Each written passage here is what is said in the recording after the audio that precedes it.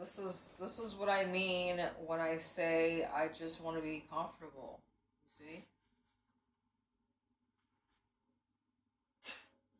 This does not look good. I know. I know what the fuck I look like, man. I don't need you to tell me that this doesn't look good. Look, I already have one of my bags packed. Just one. This is why I like to have so many bags. Right? So I still have plenty of bags. The thing is that most accommodations do not have adequate or sufficient storage space, in my opinion. My tits are hanging out.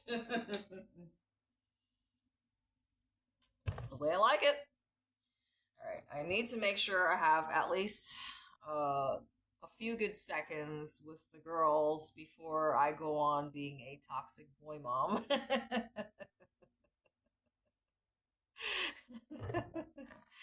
Oh my goodness. Alright, so expanding on the things that I like or the best and worst. So things that I like and dislike about being in Vietnam. Right. So I talked about air quality, right? Hanoi. Now this is just my opinion, but I would say that if you want to have, because how many people even have leftover money to and time to travel. Most people are just working like a slave at their slave jobs, right? So I feel quite fortunate. God, thank you for my wonderful life. I have a wonderful life, and you know, I'm just finally enjoying my life, right? Because before I was just working like a slave. I mean, that's what you are when you have a employer, slave master. That's what they are. You're their slave. Uh. So yeah, at least I was able to save up some money and finally put it to good use traveling. Because I had a job and then I quit my job and I mean I feel so much happier here in Vietnam. So, but of course, traveling comes with its challenges, right? Um, so first of all, I told you the thing that I did not even think about is air quality. So I would say that just pass on Vietnam because Vietnam is in one word, it's chaos. It's just madness. It's hectic. It's overstimulation. It's stressful. The most stressful thing about being in Vietnam is crossing the street. Hands down, I think, in my opinion, that's the most stressful, dangerous thing about being in Vietnam.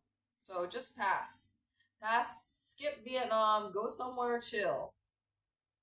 Um, and of course, like I said, air quality. Hanoi has the worst air quality, one of the worst air quality compared to many places. It's made the top top five, I think, lists in the world. So that just tells you how dirty and filthy it is over there. I showed you guys the smog. I couldn't even see the sun. The smog covered the sun. And the sun is really fucking bright, right? So that just tells you, how serious it is. But yeah, the worst is definitely air pollution, food poisoning, right? Just factor that into your travel. It's gonna happen. It's just a matter of when and how severe, like how bad, right? So let's just hope that, you don't end up having to go to the hospital, because, space, energy, time, money, that's gonna, all those trips to the bathroom is gonna weigh on your,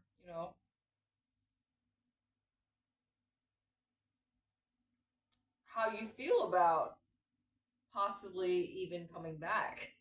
I mean, so far, I told you guys I've had, you know, plenty of emergency trips to the bathroom, explosive diarrhea episodes, and I'm still alive, thank God. um, but jokes aside, I I understand now why people do this. You know, doing the visa runs, as you can call it, because you know, in my mind, before coming out here, I was just like saying to myself, well, I was like dead set on Cambodia just because it's supposed to be easier um, to start a new life there because they have the Type E visa. But now, after being in Vietnam for such a long time, I mean, now everything when it comes to time is relative, okay? I don't know how long I can talk for because I'm getting tired. I don't want to do this shit anymore. But I didn't just like put on all this makeup to not get a good amount of content out of today's work, right? Because I'm a fucking workaholic. And here's the thing. I really should just like do videos where I'm looking at the mirror or looking somewhere else instead of the fucking screen. So, because I feel like that's really gonna change, you know, the vibe, I guess you could say, of what I'm putting out, right? Because obviously I get distracted when I'm like constantly worrying about how I look like on camera, right? Because obviously, if I'm looking at myself in the mirror, I still am seeing what I'm putting out. It's just like I'm not worried so much about, you know, the camera, to put it simply. Because, I'm a perfectionist and I'm aware of that. So I know what the fuck I look like. I used to fucking model, so, don't tell me, I know what looks good and what doesn't look good. I know that I need to unfatten my fat body. Okay? Anyway, so I could possibly, come back to Vietnam because I like it so much. Well, what do I like about it? Well, like I said, the best part is having money left over. Yes, it's still not that cheap for, the locals. Yeah, they work too much. I feel bad for them, seeing that they hustle and do the grind day in, day out. So, um, the fact of the matter is inflation, and then you have the fucking war nonsense going on. Like, dude, just today or last night when I was talking to my dad, he was telling me about the war. What is it? Israel, Iran, U.S. When are we gonna have? It's never gonna happen because war is profitable, right? And plus, it furthers their depopulation agenda. Like, this is why they always want to have war. It's you could just factor it in as a given. There's always going to be some sort of conflict because war is profitable. Bottom line. Anyway, um, yeah, because my dad was like, "Where are you right now?" And I said, I'm still in Vietnam." He was like, "Oh, okay, good, because there's a lot of flights getting canceled in Europe."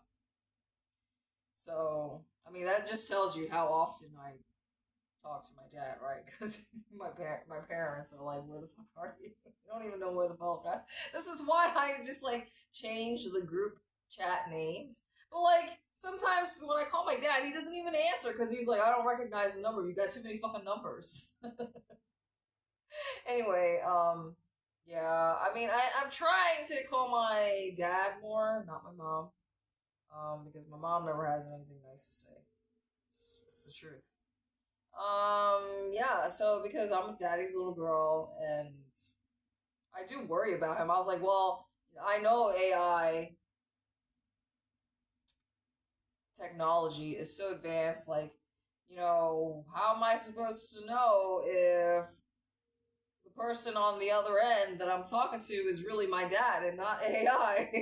that's how deep my trust issues are. um, but yeah, that's really, I guess you could say, like the worst thing about my personal situation is obviously the fact that my dad refuses to leave the United States. So I told you guys I had that one German roommate where she said she's been traveling for over 2 years, and her dad finally decided to go visit her. And he doesn't speak English. So this happened in Hanoi.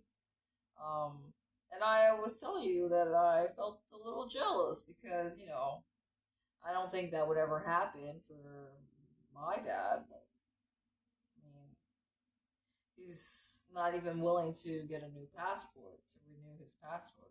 So really the only solution to this issue, this hurdle, this problem, is to simply kidnap him. God, thank you for my wealthy vampire parents. I am so happy and grateful for my wealthy vampire parents.